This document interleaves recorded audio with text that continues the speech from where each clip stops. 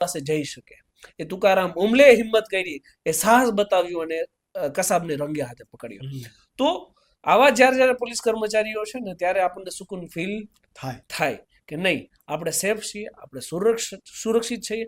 પણ જ્યારે આવું કંઈક આપણે જોઈએ ને કે હમણાં રિસન્ટ સિનારીઓમાં આજના જે કેસની અંદર કે ભાઈ પોલીસ કર્મચારીઓ પૈસા લઈને મોલેસ્ટેશનની ફરિયાદ નથી લેતા, છેડતીની ફરિયાદ નથી લેતા, અથવા કોર્પોરેટરનો ભાઈ છે એટલે છેડતીની ફરિયાદ નથી લેતા, ત્યારે આપણને એમ થાય કે આપણે કઈ સિસ્ટમની અંદર જીવી રહ્યા છીએ.